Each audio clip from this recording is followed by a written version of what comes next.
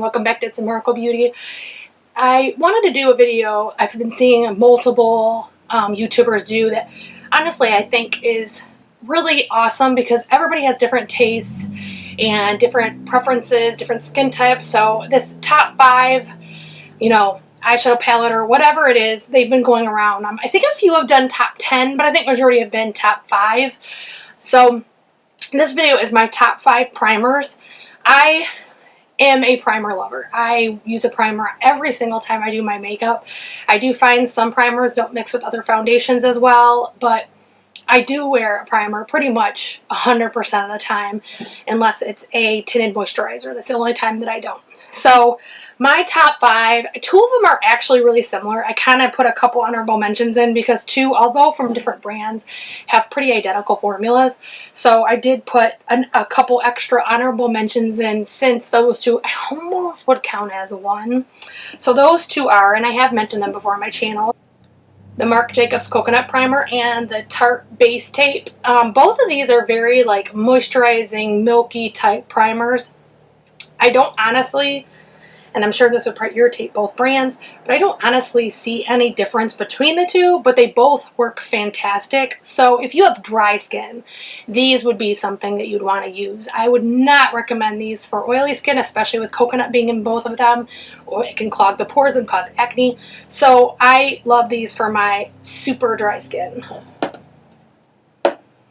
Next is a different format. It's one of the few silicone primers that I actually use. This is the Urban Decay Optical Illusion Complexion Primer. So I buy these in the sample size because I keep getting them during a 20% off sale or something like that. So I'm not paying full price for these, much less for a full size. However, if it becomes a better value to buy the big one, I definitely would keep this in my collection, and it would be one that I would repeat buy. I do love the way it feels on my skin.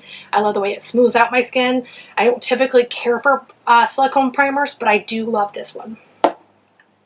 Next one I think is probably no at all surprise to some, purely because this brand I mentioned a lot on my channel, and this is the Mercier Foundation Primer in Radiance. They do make multiple versions of this, and so you are able to choose the one that fits for your skin. I do have desert skin, so I do love this one. The only caveat to this one is I do believe that it doesn't work under every single foundation. This in Lumiere by Laura Mercier is fantastic look. It's very glowy, it's very natural, but if you get even the drop more than you should under their longwear foundation, then it does tend to look cakey by your nose within hours, things like that. So I do have to make sure I go sparingly when I use it with longwear. And that would go the same for the other 2 as well. These 2, when you wear them with any matte or longwear foundation, if you overdo it, you can tell. So the last one on my top 5 is the Becca First Light Priming Filter. Both of Becca's, the other Becca's actually in my honorable mentions. This is the Backlight Priming Filter. So both of these are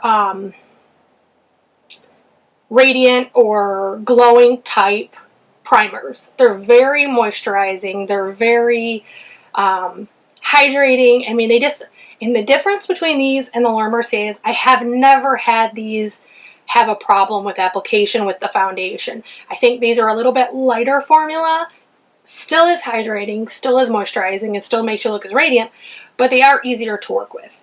I did choose the Laura Mercier over these only because my skin, you could probably see I have an eczema attack right now. My skin gets literally so dry, and so when I do wear makeup during eczema, I want to cover everything with a primer that's very thick and very moisturizing, and then I do want a foundation that's going to be similar. So my other honorable mention, one is, I have one for face, but I think it's kind of an old favorite. I don't think I'm the only one that loves this, and that is the Strobe Cream by MAC. This is the no color one. It actually is like a pearl type color.